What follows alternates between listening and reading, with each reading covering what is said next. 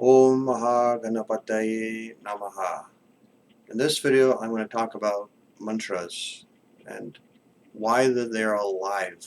They're not just arbitrary sounds, and also some concepts of how to use them and what to look out for when you are using them. So first, mantras being alive. So mantras correspond, or they are the sound form of divine beings or divine archetypes. Or another way you could say it in a more scientific way is they are sound equals intelligence is Dr. Basker and Pillai's equation, which he has been able to prove and demonstrate through different research studies he's been doing.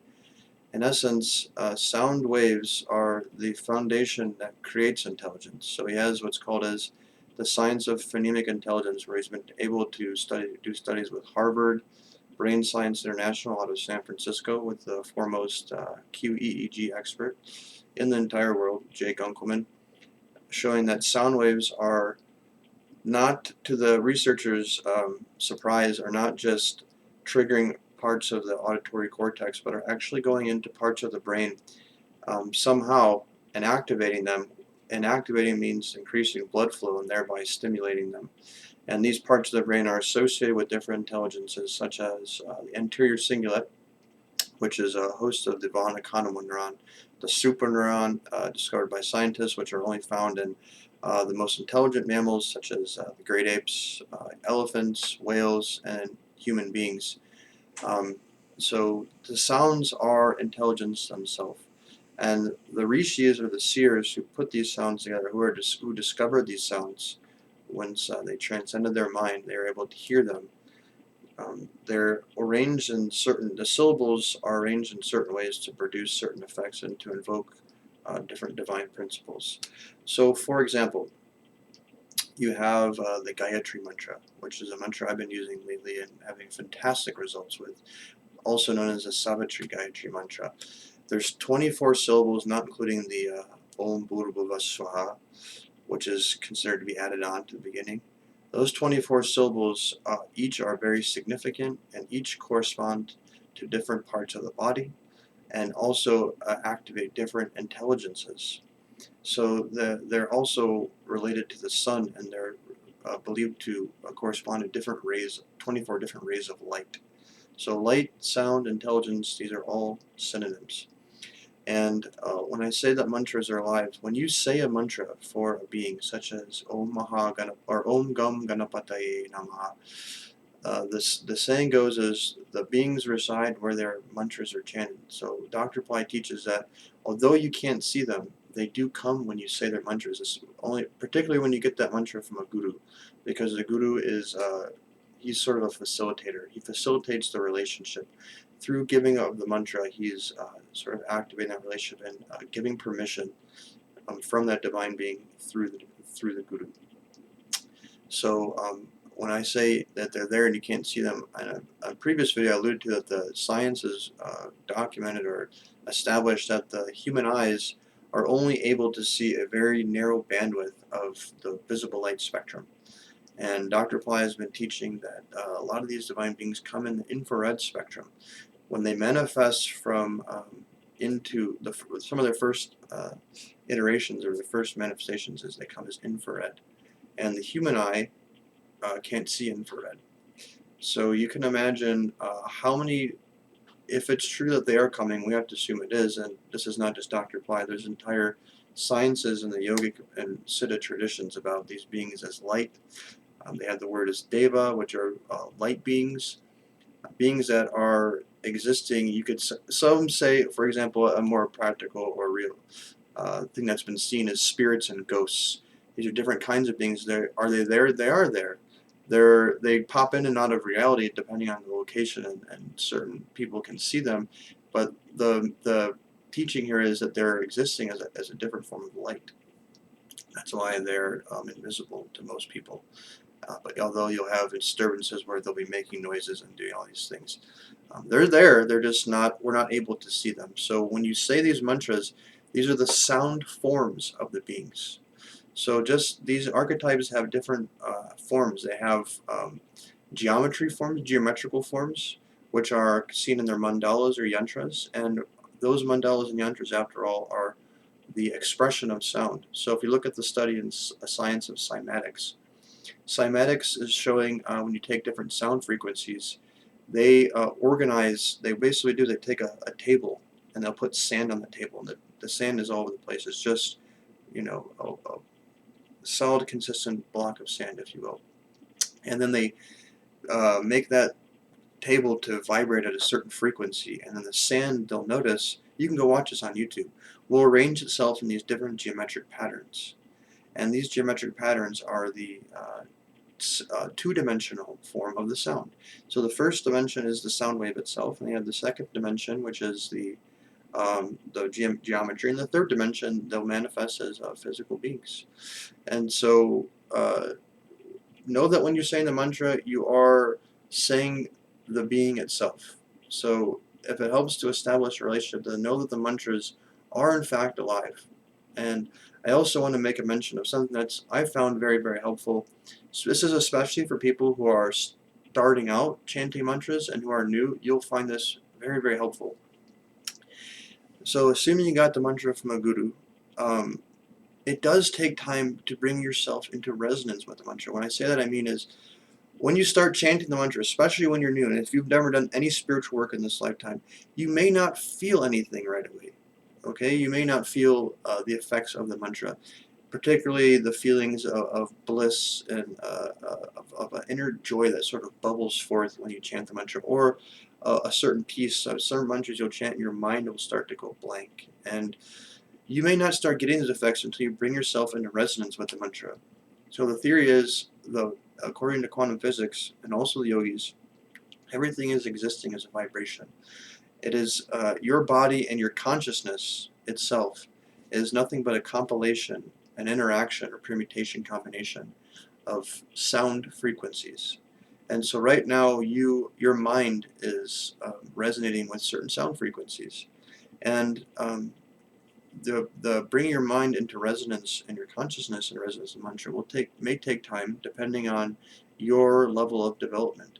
And what really makes these mantras powerful is, in addition, again, I can't iterate enough, getting them from a guru.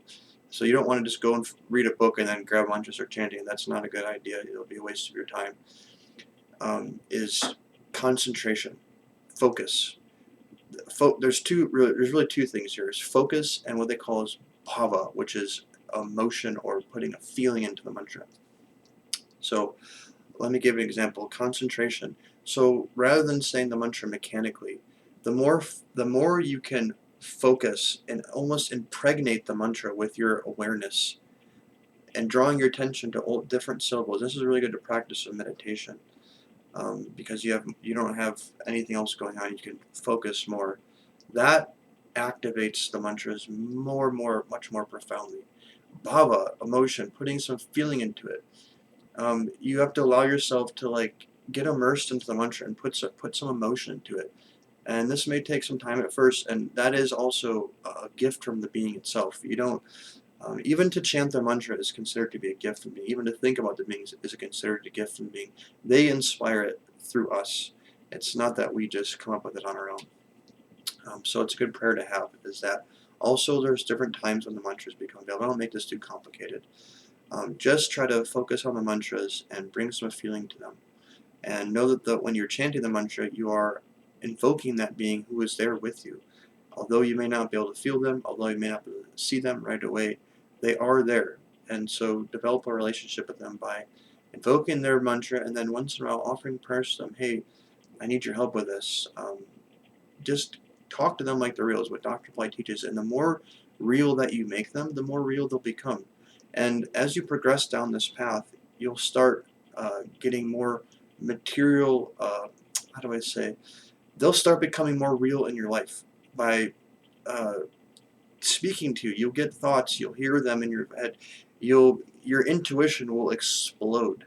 And intuition, it's not something you have to say, oh, is this real? I guess you'll know without a doubt. Just like you know that you're sitting here now, you're a human being, things that you know that you don't have to think about, just like that, you will know things and intuition. You also may see them in your dreams. You'll have dream contact with them. I've been experiencing this a lot as well. They also may manifest in your environment while you have a thought or you ask a question, and they'll give you signs like a bird will fly by, or something very obvious will happen that you'll know without a shadow of a doubt intuitively.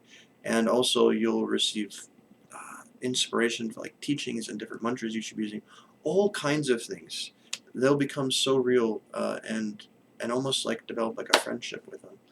So I invite you to experiment on your own, especially if you're new. Get a mantra and be patient with the mantra. I recommend highly developing what I call as a cycle of power, which is dedicating some time in the morning where you're just focused on the mantra, say where you're sitting in a chair or laying down on the bed, and you're closing your eyes and you're just focusing on the mantra, chanting it out loud first, and then take it inside only when it feels right. For if you're starting out, just keep it out loud. In fact, chanting out loud is very, very powerful. Do this for at least 5 minutes, 10 minutes, 15 minutes, extend it longer. And the trick is that I've learned, and also they talk about, is you don't force it. If you don't want to chant for 15 minutes, then don't chant for 15 minutes. And the mind is going to try to stop you. And also you have negative forces who are also going to try to dissuade you from doing it through various means. Just be aware of that. But try to enjoy the practice. And I will say the more that you do it, the more you will enjoy it, the more you will look forward to doing it.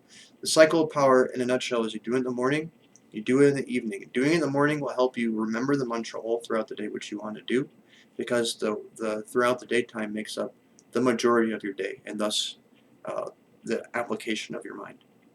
Doing it at night just before you go to bed helps you not only have dream contact, is one thing I've experienced, but also in the morning it'll be easier for you to keep the momentum going. So try to create a cycle of power. You can take a mantra from Dr. Ply. They're free on YouTube. Any guru you want, you can just say their name. For Christians, he's given the mantra Isho, Isho Jesus, Isho, Isho, Isho, or the Holy Spirit. He uses the Hebrew word, which is very, very powerful. He said it's very, very alive, is ruach. And it's important to emphasize the ruach, ruach, Isho, ruach, ruach, ruach, ruach, Isho, ruach, ruach, ruach. And you just keep chanting. There's no hard and fast rules. Just fall in love with it and try to center yourself on the mantra. So don't get caught up in the whirlwind of life. Just continue to recoil yourself into a still center where you're just worried, you're just focused on the mantra. And then what happens is you can eventually you can surrender to that mantra, which is the being. And what you're doing by surrendering to them is you're allowing them to take charge of your life. And recognition, acknowledgement that your limited ego and identity has done a crappy job in general. All the frustrations, all the suffering is all related to the ego taking control of the life. And what you want to do is get to the point where the sound, which is the being, is taking control. And like I said before, the virtue of the sound itself will manifest. Even if you don't believe in the beings, it doesn't matter. That's a benefit or a bonus that you may come to, which I find to be more useful because they are real, and acknowledging them is developing relationships with them is a more profound way to experience the benefits. But just by the virtue of the sounds themselves, sounds are what create. Sounds are creative. Matter itself is created by sound. In the Bible, in the beginning was the Word, and the Word was with God. What is the Word? The Word is sound, and the Word, and these are mantras or sacred sounds. You get sounds of the universe. It just so happens that the yogis in the Indian tradition are the unbroken spiritual tradition of the world, where they go back thousands and thousands and thousands of years unbroken, and they have developed a vast science. And the religion, the beautiful thing about it is it's a universal. It's not even a religion; it's a universal path. And there are so many of them in just one. Just like in Christianity, where they have the Protestants, the Catholics, all of them. Similarly, there's so many different ways to approach God. They have identified so many different ways, so many different versions of God, and all kinds of things. I'm not trying to convert you. I'm just simply pointing out, don't get caught up in that if that's something you're worried about. Okay, so I've said enough. I've said a lot of things here. If you have any questions, comments, or feedback, please leave in the comments below. If you have any video requests, any topics you'd like me to talk about, please also leave those in the comments below. If you'd like to be notified for when I release new videos, click the subscribe button and also the little bell so you'll be notified. God bless.